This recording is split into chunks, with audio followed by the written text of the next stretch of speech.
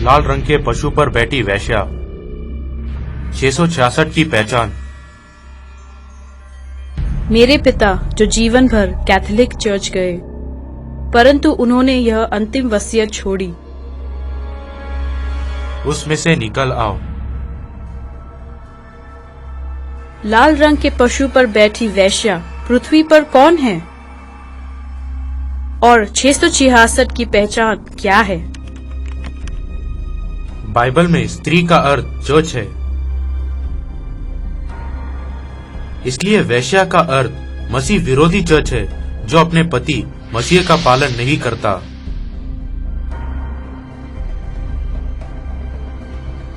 क्या पिता ने अपनी वसीयत से मुझे यह कहना चाहा कि मुझे उस चर्च से निकल जाना है जो मसीह का पालन नहीं करता? लाल रंग के पशु पर बैठी वेश्या मसीह विरोधी चर्च की पहचान मेरे लिए बहुत चौंकाने वाली थी। बाइबल उस राज्य के बारे में विस्तार से बताती है जहां से मसीह विरोधी समुदाय का उदय होगा।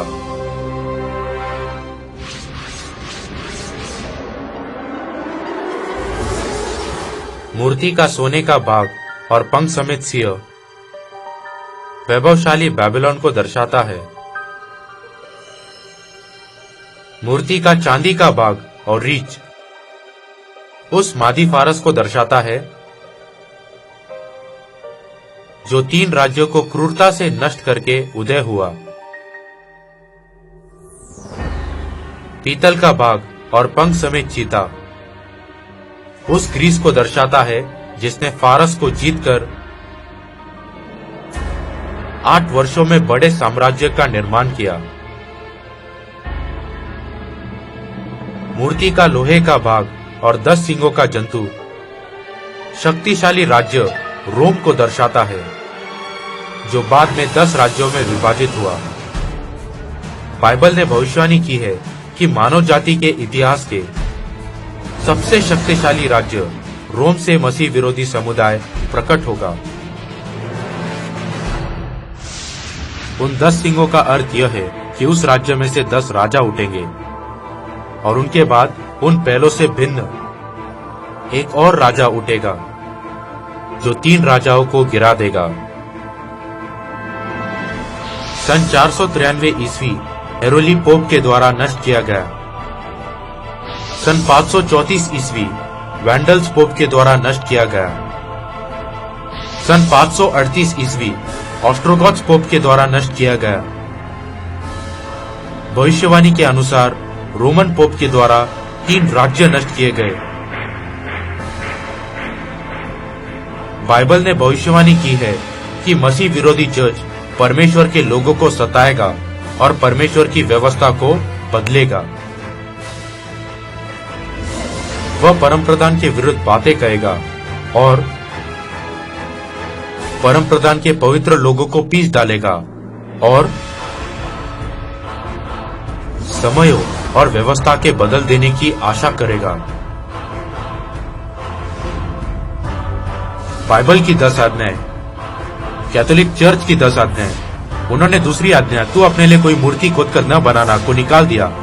उन्होंने सबत के दिन को प्रभु के दिन में बदल दिया।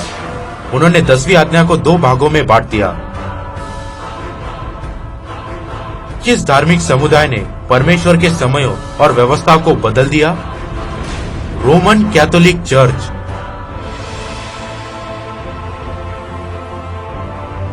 सन 321 ईस्वी में रोमन पोप ने सबत के दिन को मिटा दिया और रविवार आराधना को लागू किया। सन 325 ईस्वी में रोमन पोप ने फसह के पर्व को मिटा दिया। सन 354 ईस्वी में रोमन पोप ने क्रिसमस की शुरुआत की। सन 431 ईस्वी में रोमन कैथोलिक चर्च ने क्रूस और मरियम की मूर्ति की शुरुआत की। रोमन कैथोलिक चर्च ऐसे जंतु से दर्शाया गया है जिसका मुंह सिंह का था और जिसके पांव भालू के थे।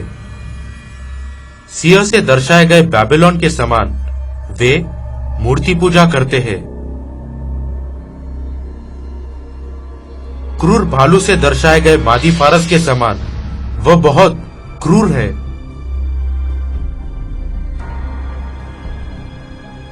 क्योंकि रोमन कैथोलिक चर्च ने 5000 लोगों को विधर्मी और चुड़ैल कहकर मार दिया। तब अंक 666 रोमन कैथोलिक चर्च में किसको संकेत कर रहा है? प्रकाशित वाक्य 13:18 ज्ञान इसी में है, जिसे बुद्धि हो वह इस पशु का अंक जोड़ ले, क्योंकि वह मनुष्य का अंक है और उसका अंक 666 है। पोप की टोपी में लिखे हुए अक्षर विकारियस फिलिडे, जिसका लैटिन भाषा में अर्थ है परमेश्वर के पुत्र का मध्यस्थ। लैटिन भाषा में विकारियस फिलिडे का अर्थ है परमेश्वर के पुत्र का मध्यस्थ। यह पोप का सरकारी नाम है। यदि हम इन लैटिन शब्दों के अंकों को जोड़े तो ये 666 है। इसलिए 666 पोप है, रोमन कैथोलिक चर्च का प्रधान।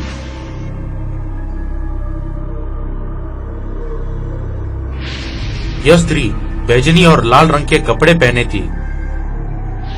सोने और बहुमूल्य मणियों और मोतियों से सजी हुई थी। उसके हाथ में एक सोने का कटोरा था जो घृणित वस्तुओं से और उसके व्यभिचार की अशुद्ध वस्तुओं से भरा हुआ था।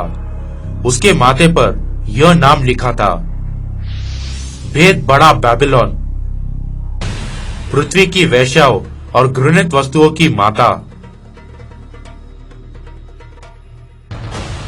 मैं यह जानकर कांप उठा कि जो धर्म समुदाय परमेश्वर के विरुद्ध है वे रोमन कैथोलिक चर्च और उसका पालन करने वाले प्रोटेस्टेंट चर्च है। लेकिन जो उससे भी अधिक भयंकर बात वह थी परमेश्वर की चेतावनी।